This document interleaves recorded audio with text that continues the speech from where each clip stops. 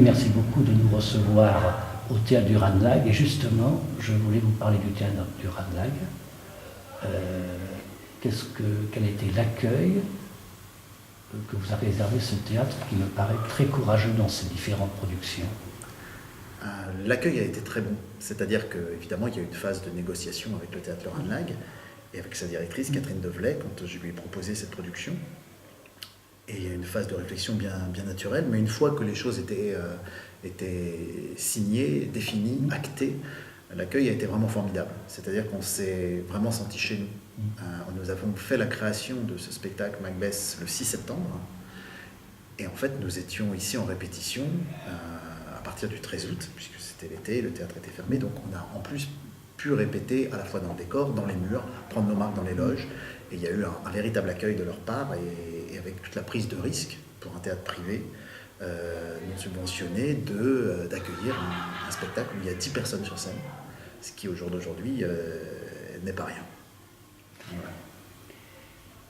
Dans votre parcours artistique, vous avez abordé beaucoup d'auteurs, vous avez participé à beaucoup d'expériences théâtrales, et puis d'un seul coup, Macbeth. Pourquoi? Alors ça, c'est lié à la fois à mon parcours personnel, où en tant qu'élève comédien, j'avais travaillé une scène de Macbeth. Et du coup, évidemment, je m'étais intéressé à la pièce. Je ne dirais pas que j'ai lu tout Shakespeare, parce que ce serait faux, mais j'ai lu quand même une bonne partie des œuvres et beaucoup d'études autour de Shakespeare. Et ça correspond également au parcours de la compagnie, où là, je me disais... La compagnie Cyclone que je dirige existe depuis 1997. On avait monté une première tragédie d'Euripide, Andromaque d'Euripide, en 2000. Et j'avais envie de remonter à nouveau une tragédie et je trouvais que c'était bien dans le parcours de la compagnie et que c'était presque une nécessité. Un peu inexplicable, mais que c'était une nécessité. Et du coup, évidemment, ça m'est venu...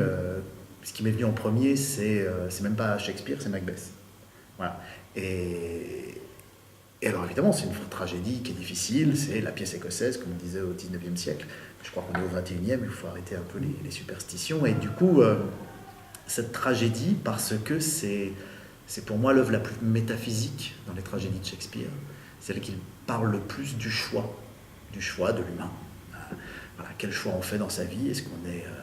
nonobstant les prédictions, quel est le rôle du destin et quel est le rôle du choix de l'homme face à son destin. Je crois que c'est de ça que parle avant tout la pièce. Et à travers ce couple fusionnel, pour moi c'est un couple fusionnel, Macbeth et Lady Macbeth. Même si, évidemment, ça parle de la tyrannie, ça parle du pouvoir, ça parle de tout ça, mais il y a cette notion de choix.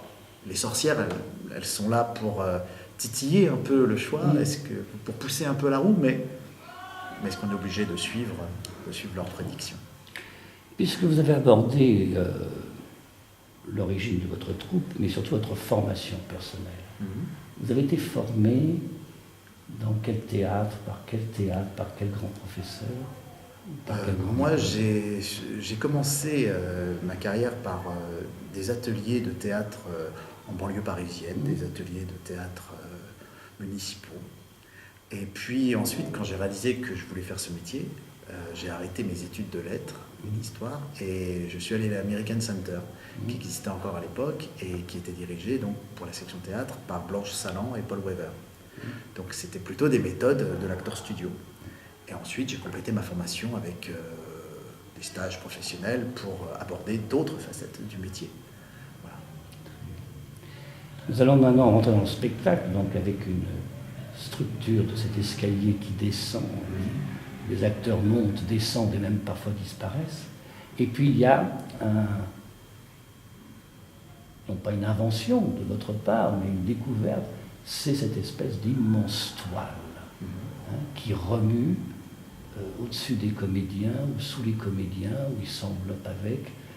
D'où vient cette idée et est-ce qu'elle est en relation avec la pièce?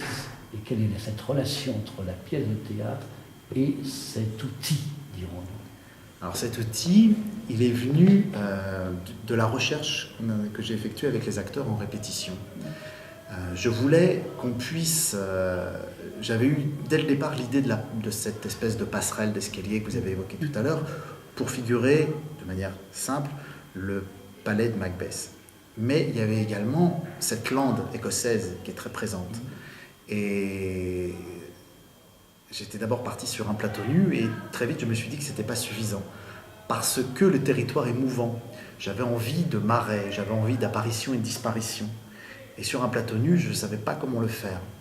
Et parce que les sorcières sont présentes dans la pièce et j'avais en plus envie de renforcer leur présence. Et du coup, j'ai fait un jour une expérience en répétition avec un simple tissu de quelques mètres carrés. Et ça m'a semblé intéressant de creuser ensuite cette histoire-là avec tous les comédiens. Et parce que je suis parti sur une base aussi de travail corporel assez fort avec les comédiens, à base de danse contact, etc. Pour souder la troupe, souder les acteurs entre eux, qui après tous n'avaient pas travaillé ensemble. C'était une découverte les uns des autres. Et petit à petit, je me suis dit, très bien, cette idée de tissu, elle tient la route, mais par contre, il faut la creuser. Et du coup, j'en ai discuté avec la costumière, parce que c'est la costumière Marlène Repetto qui a fabriqué cet outil. Et je lui dis, voilà, moi je voudrais quelque chose qui évoque une lande. Donc elle a pris du tissu, et puis elle a teint avec des pigments naturels, des teintures, etc. Ça a été un travail de plusieurs jours, et elle s'est fait aider d'ailleurs. Et elle a réalisé ce tissu qui fait 150 mètres carrés, qui fait 10 mètres par 15 mètres, et qui du coup permet, comme c'était quelque chose de léger, que les comédiens, au départ, pour moi, les sorcières émergent comme si elles émergeaient des marais.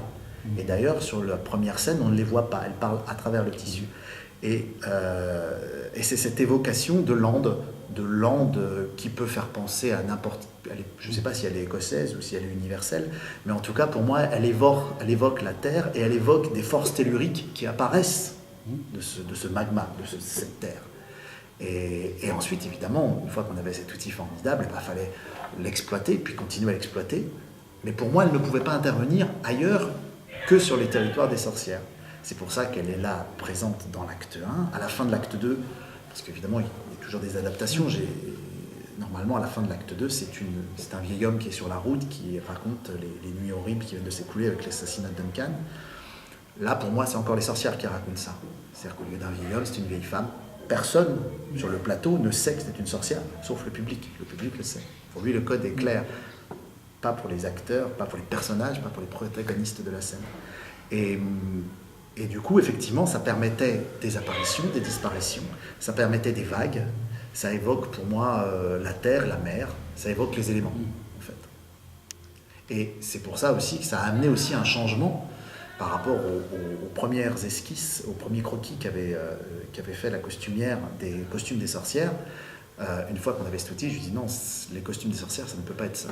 Il faut que leur costume soit complètement raccord, et donc elle a fait d'autres tissus et elle a fabriqué des costumes. On a l'impression que les costumes sont coupés dans le tissu. Ben, voilà, alors c'est pas exactement le même tissu, mais effectivement, les sorcières sortent du tissu et leur costume est exactement le même. C'est-à-dire qu'elles y soient ou pas, de toute façon, la lande est présente. Alors aussi, notamment à la fin du spectacle, il y a, j'appelle l'insertion des combats. Mais ça, chez Shakespeare, il y a toujours des combats qu'on symbolise. Alors d'une façon hollywoodienne ou d'une façon symbolique.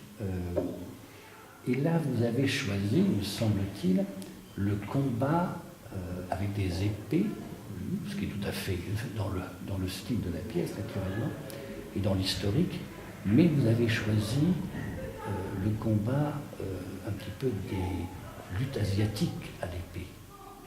Enfin, je ne sais pas exactement quels sont les termes que l'on emploie de ces grandes épées carrées où les gens ont des gestuels comme un ballet. Alors pour moi, c'est vrai que pour le public, souvent, ça évoque une escrime asiatique, et pour moi, ça ne l'est pas du tout. Les épées que nous utilisons sont des répliques d'épées médiévales européennes. Et après, moi je pratique depuis longtemps l'escrime artistique. J'ai été assistant de maître d'armes d'escrime de spectacle à l'école du Théâtre National de Chaillot, Bobet Del Robot. Et en fait, ce sont des gestuels qui sont souvent employés c'est ce qu'on appelle des mouvements d'ensemble, en fait, en escrime de spectacle, qui ne sont pas forcément utilisés très très souvent sur scène, mais que moi j'avais envie de mettre à l'honneur parce que là, elles ont une fonction, cette partie a une fonction bien précise, c'est de symboliser l'assaut du château de Macbeth et de cet homme qui se retrouve finalement tout seul, tous ses seigneurs le fuient, tout le monde l'abandonne, mais en même temps, à ce moment-là de la pièce, il est encore dans une surpuissance où il se croit invincible. Et ce combat, pour moi, le fait d'avoir 4 acteurs autour d'un seul, le fait de le mettre au ralenti, il me semble que ça donne un autre espace-temps et que ça symbolise ce que je souhaitais mettre en scène. Pour moi, c'est pas asiatique. Je ne le regarde pas comme ça parce que c'est quelque chose que j'ai toujours pratiqué et je pratique depuis longtemps et l'escrime de spectacle, mais qui est une escrime occidentale. Voilà. Bien. Eh bien, en final, si Dieu pardonne, il pardonnera à Macbeth, ou Lady Macbeth, ou lequel des deux il enverra en enfer. Alors, il y a une réplique du médecin dans l'acte 5 qui dit « Dieu nous pardonne à tous ». C'est un petit rôle dans la pièce, mais il y a aussi cette conviction très judéo-chrétienne du XVIIe siècle que Dieu pardonne à tous. En même temps, je pense que Macbeth est promis à l'enfer et son épouse aussi. Et en même temps, c'est la force de ce personnage, pour moi. C'est-à-dire que la plupart des tyrans, quelles que soient les œuvres, finissent de manière assez misérable, en se repentant ou en étant exécutés. Macbeth, il a cette grandeur dans sa folie, je trouve. Il ne se rend pas. Il ne se rend jamais. Et il le dit, nous sommes allés si loin dans le crime que même si je devais ni plus patauger, retourner serait aussi pénible que poursuivre. Donc il poursuit. Et pour moi, il a presque une rédemption dans le crime. C'est assez particulier et ça n'empêche pas toute la noirceur du personnage.